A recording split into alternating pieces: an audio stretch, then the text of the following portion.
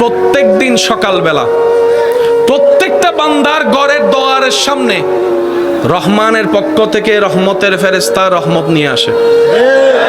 প্রত্যেকটা মানুষের ঘরের দরজায় সে তাকিয়ে থাকে, দাঁড়িয়ে থাকে, কিন্তু আপনি আমি বলেন, আপনি আমি সেই ফেরেশতা দাঁড়ায় থাকতে থাকতে থাকতে এক পর্যায়ে যখন সূর্য উঠে যায় তখন ফেরেশতা বলে, আল্লাহ কাকে পাঠাইছো রহমত ফ্রি ফ্রি নেওয়ার জন্য? তো কেউ প্রস্তুত। তখন ফেরেশতা বলে, আল্লাহ এখন এই রহমতের ঢালা কি করব? রব বলে যে যা দিয়েছি তো দিয়েছি, আমি আর ফেরত নিই না। সুবহানাল্লাহ। আল্লাহ আমি এখন কি করব? রব্বুল আলামিন বলে, সেই রহমতের ডালা তুমি জঙ্গলের মধ্যে গিয়ে ছেড়ে দাও, জঙ্গলের মধ্যে দিয়ে দাও, জঙ্গলের মধ্যে দিয়ে দাও।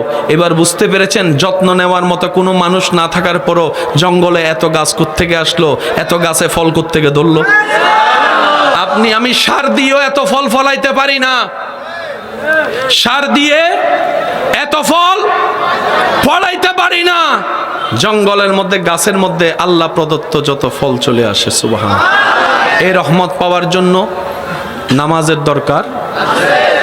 নামাজ কি করে? বান্দার সাথে আল্লাহর রহমতের কানেকশন লাগাই দেয়। আপনাদের এলাকায় কি আজান হয়? এই আজানের মধ্যে যদি একটু খেয়াল করে দেখেন, কষ্ট যদি না হয় বলি,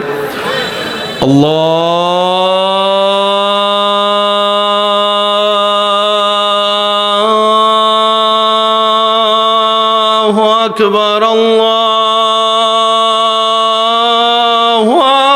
আকবার। শুরু হয় আল্লাহু আকবার দিয়ে। কার নাম? আজানে শুরু হয় আল্লাহু আকবার, আল্লাহর নাম। এবার আজানের শেষটা দেখেন, লা ইলাহা ইল্লাল্লাহ। শুরুও রবের নামে, শেষও রবের নামে। আরেকটু জোরে বলেন। আজকে যাওয়ার পরে আজানকে একটু নোট করবেন, পারলে একটু লিখবেন। আপনি দেখবেন এই আজানের ভিতরে মোট 50টা শব্দ আছে। বলেন বলেন। আল্লাহু আকবার, আল্লাহু আকবার, এভাবে গণলে 50টা শব্দ পাবেন। আল্লাহ 50টা শব্দ দিয়ে তুমি আজান তৈরি করলা কেন? রব বলে যে এটাই তো সেই নামাজের আজান, পড়বা তুমি 5, আমলে লিখা হবে 50। এবার আপনারা বলেন, নামাজ ডেইলি কয় ওয়াক্ত? এই 5 ওয়াক্ত নামাজের ভিতর ফরজ নামাজ আছে না নাই? ফজরের ফরজ নামাজ কয় রাকাত? জোহরেরটা কয় রাকাত? 4 2 বলেন, 4 2। আসরের কয় রাকাত? 6 4। মাগরিবের কয় রাকাত? 10 3 13। আর এশারের কয় রাকাত? 13 4 13 4। আজানের মধ্যে আল্লাহ 29 কিংবা 30টা আরবি হরফের ভিতর মাত্র 17 হরফ দিয়ে আজান সাজাই দিয়েছেন। এই আজানের মধ্যে অনেক নিয়ামত আছে। কোথাও বাচ্চা ডুবে গেছে, কেউ খুঁজেই পাচ্ছে না, পুকুরে, চতুর্দিক থেকে আজান দেওয়া শুরু করেন, আমি শুনি নাই, আমি শুনি নাই, আমি শুনি না। কোন একটা নতুন ঘর উদ্বোধন করছেন, জোরে বলেন। কোথাও আগুন লেগেছে। এই আজান শুধু নামাজের কাজ করে না, আর একটু জোরে বলেন না।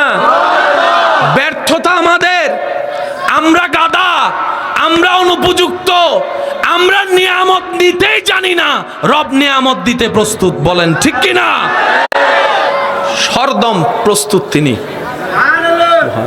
যে কোনো বিপদ, ভূমিকম্প হয়, বলেন না, ভূমিকম্প হয়। ভূমিকম্প যখন হয় তখন চতুর্দিক থেকে কি শোনা যায়? এই আজানটাকে শুধু মামুলি মনে করলে হবে না। যারা আজান দেয় দুনিয়াতে, হাসরের ময়দানে আল্লাহ তাদের কণ্ঠনালী দিয়ে নূর বের করবে। নূর, নূর, নূর।